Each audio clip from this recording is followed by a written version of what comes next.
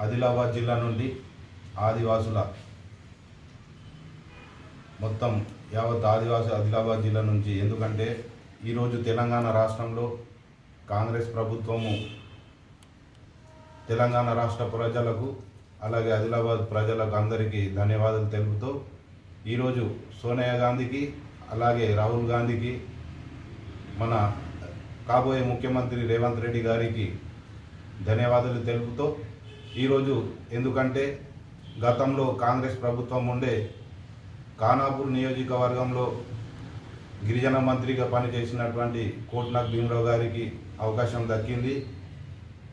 కాబట్టి ఈ ఉన్నటువంటి ప్రభుత్వాలు ఇప్పటిదాకా గుర్తించలేదు.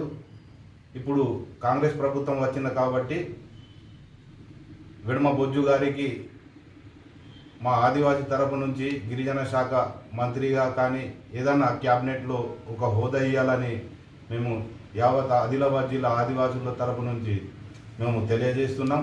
తప్పకుండా రేవంత్ రెడ్డి గారు, సీతక్క గారు, బట్టి విక్రమార్కుడు గారు అందరూ ఆదివాసుల పైన ప్రేమగా దృష్టి పెట్టి ఇస్తారని నమ్మకంతో ఈరోజు మేము చెప్పగలుగుతున్నాం. ఎందుకంటే తప్పకుండా వాళ్ళ మీద నమ్మకం ఉంది.